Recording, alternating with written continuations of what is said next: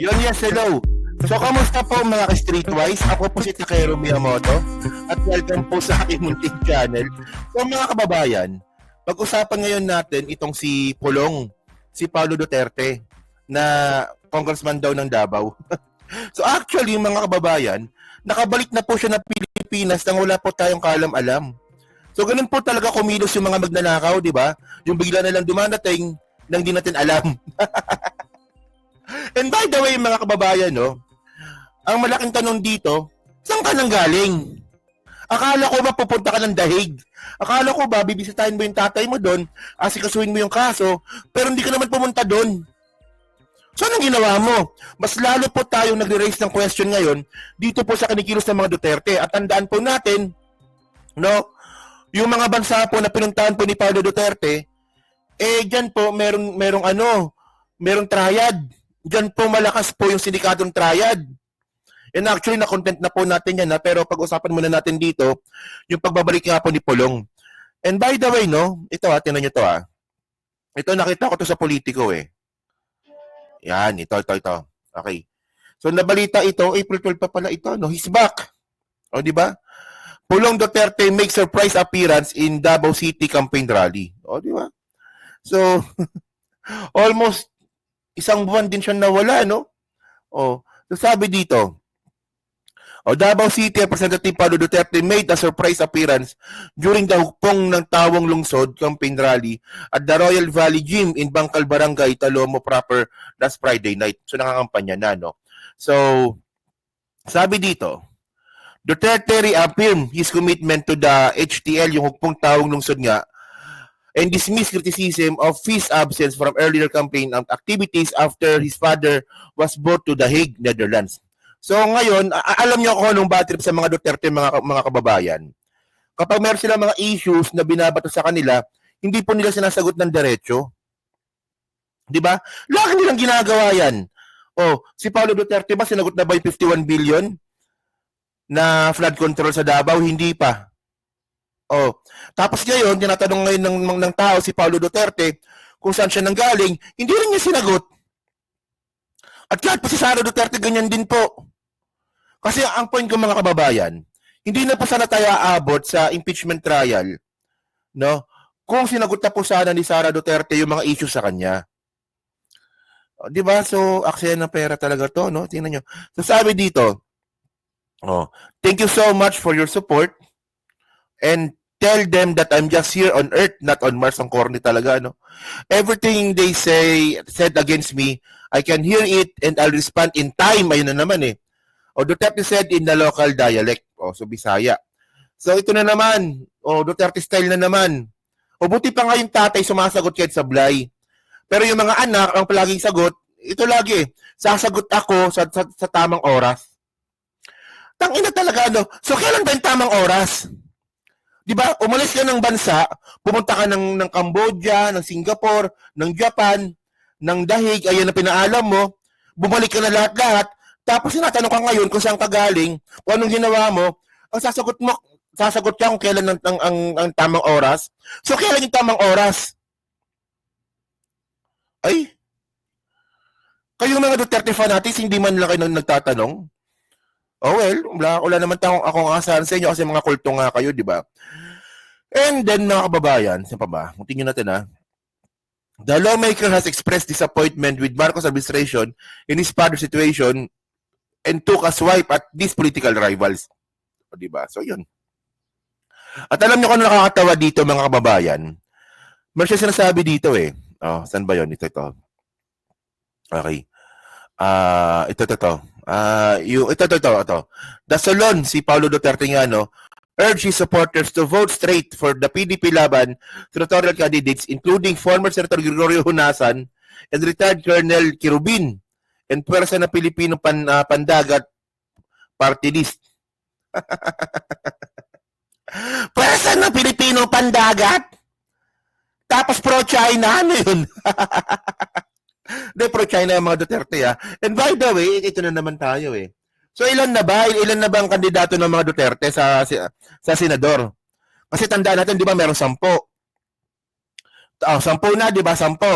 Tapos inendorso ni Robin si Aimee, tsaka si Hunasan. O, di ba? So, 12 na. Tapos sinendorso naman ni Sara si Camille. So 13 na. Tapos ngayon, dinagdag naman dito ni Paulo Duterte si Kerubin. So 14 na. Ayan actually, may mga bali-balita tayong mga kababayan na medyo hindi po maganda ang relasyon ngayon ng Duterte o yung Duterte 10. 'Di ba? Kasi nga po yung mga kinukuha na nila na political capital, katulad nga po nila Sara at ni Robin, ngayon naman si Polong, kung sino-sino po ini-endorso, imbis po na nakafocus doon sa 10, ang ginagawa ng iba, ini-endorso pa yung ibang mga kandidato na hindi naman parte ng PDP laban. PDP laban slate, I mean.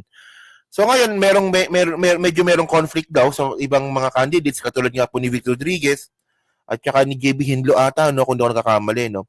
Kasi ang point dito mga kababayan, may 10 na nga kayo. So nagdadagdag pa kayo. So 14 na lahat-lahat. And by the way, yung 10 po na yan, lahat po yan magkakalaban, technically. Oh. So actually, ito yung parte ng video ni Pulong. Saan na ba yun? Ito yung video ni Pulong, no?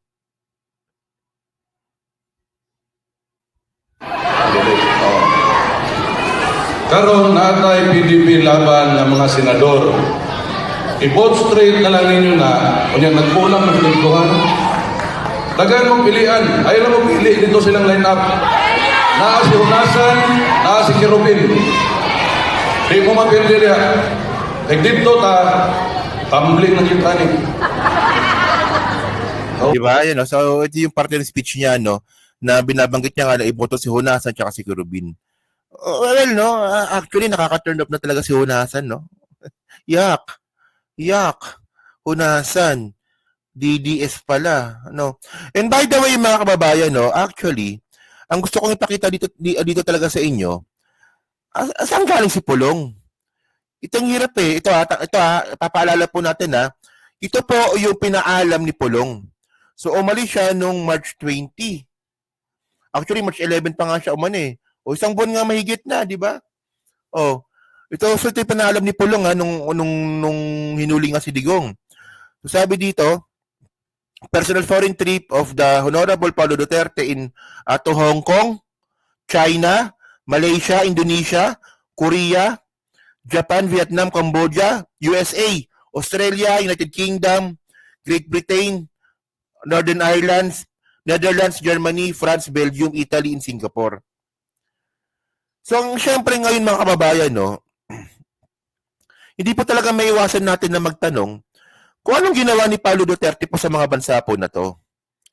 Syempre, ang daming spekulasyon. Ito, spekulasyon lang naman.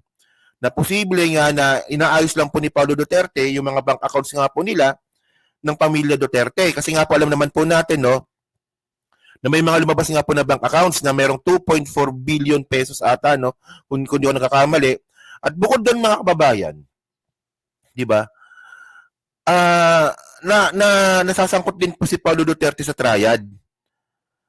O, di ba? So, ang point natin dito, umalis si Paulo Duterte nang wala tayong kaalam-alam at nung nakaalis na nga po siya, hindi natin alam kung saan siya pumunta, anong ginawa niya, at bigla na siyang bumalik nang wala tayong kaalam-alam.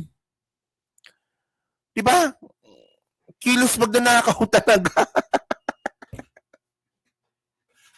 And by the way, mga kababayan, no, todo na nga po yung kampanya ngayon. Diyan nga po sa Davao City. Siyempre, Team Nograles versus Team Duterte. And by the way, mga kababayan, no, huwag po natin kakalimutan na marami po talagang atraso na iniwan si Sara Duterte dyan po sa Davao. Especially ito, nakalimutan na rin po natin ito. No? Gusto ko na paalala po sa inyo na meron pong issue si Sara Duterte na nawawalang mga gamit sa Davao City. Oh, at na-flag po siya ng COA. Alam niyo ito yung problema sa COA eh. At kailangan na po natin baguhin yung sistema po ng COA. Ito ay my own opinion lang, no? Ang problema po kasi sa COA natin, wala po silang karapatan na magdemanda. Ayun ang point. Di ba? Taga-audit lang po talaga sila. Oh, so mas maganda siguro, no, bigyan po ng kapangyarihan ng COA na magdemanda. O kaya, gawin pong anonymous yung mga auditors para hindi po nanganganib yung mga buhay nila. Actually, napakadali lang naman gawin sana nun. Yun nga lang ayaw din po ng mga mambabatas natin, no? Kasi nga, syempre, sino ba naman gagawa ng batas na ipupukpok nila sa ulo nila? Pero by the way, napagandang suggestion po talaga nun. Na yung mga COA auditors po natin, anonymous, pwede sila magsampa ng kaso, yung opisina nila mismo, di ba? So, mas maganda po yung ganun. And by the way, ito nga yung sinasabi kong mga nawawalang gamit nga po sa Davao noong panahon ni Sara. So, COA flags Davao City 9.4 billion assets. So, nawawalan po ng 9.4 billion assets ang Davao City noong year 2020 kung kailan nga po pandemic. O, di ba?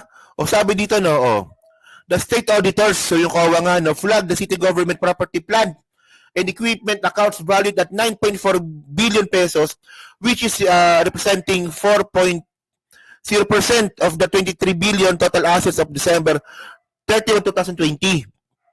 So itong property, plant, and equipment, mga kababayan, ito po yung mga gamit ng City Hall ng Davao. Tulad po ng mga buildings, di ba? Mga sasakyan, di ba? Mga lamesa, basta gamit po ng City Hall. 9.4 billion po ang nawawala. At hanggang ngayon, mga kababayan, no, nung hinahanap ko nga po yung update dito, wala na pong na-file na kaso dito kay Sara. So, kailangan ungkatin ulit ito. At syempre, sagot dito ni Sara Duterte, tinan ninyo, ha?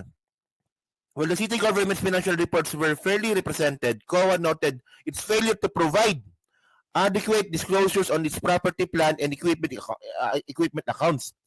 In response to the Commission on Audits, di ba? So, sumagot si Sara. Report questioning the validity of the Davao City government assets worth 9.4 billion in 2020, Mayor Sara Duterte Capu said the COVID-19 community quarantine restrictions prevented the city from making a physical inventory on this asset. Galing talaga, no? So, ginawang palusot po yung COVID. Oh, yung COVID-19 po yung ginawa nilang palusot. Ayos talaga yung palusot, no? Oh, wala, di namin na-audit yan, di namin nabilang yan. Kasi nga, COVID-19. Come on. O, so ngayon ano na nangyari? Wala, nakalimutan na rin po ito. Di ba? So, ayun ang point natin, mga kababayan. Kayo pong mga taga-Davao. Di ba? Pinaliligiran po kayo ng mga kriminal po dyan, ng mga utak kriminal. O si Pulong Duterte, umalis na lang po nang hindi ninyo alam, congressman ninyo, bumalik ng bigla-biglaan na lang na parang magnanakaw. Ganun din po si Sara Duterte. Oh, nawawalan na po kayo ng gamit worth 9.4 billion pesos. Tapos ngayon gusto niyo pa rin iboto ang pamilya Duterte na makabalik po dyan sa Davao City? Ako medyo nahinaan na ako sa inyo, ha? Mga taga Davao, ha? Medyo nahinaan na ako sa inyo, ha? Ano yun? At ito, mga kababayan, hindi po ito chismis. Diba? Hindi po ito tulad ng mga ginagawa po ng mga DDS na puro chismis ang pinapakita. Tayo po, meron po tayong mga reference dito. Diba? So, ganoon lang po ka-basic yun. So, kayo po, mga kababayan, so kayo po, ano pa masabi nyo nga po dito, sa biglaang pagbalik nga po ni Paulo Duterte at wala po siyang pinakitang sagot kung saan siya galing. Bigla na siyang umalis at bigla na lang siyang bumalik. At kayo pa, ano rin po masabi nyo nga po dito, sa mga nawawalang gamit po sa Davao City, actually parang wala nang ginawang tama si Sara, no? Lahat na lang palpak, no? Kaya nasa comment lang po sa baba, binabasa ko pong lahat yan. At syempre dyan po sa Team Replay, palike, pa-subscribe. At kung di na makalabisan, pa-share na rin po ng video po na to. So thank you mga ka-streetways. So kita na lang ulit tayo sa susunod natin content. So thank you, salamat, and bye-bye.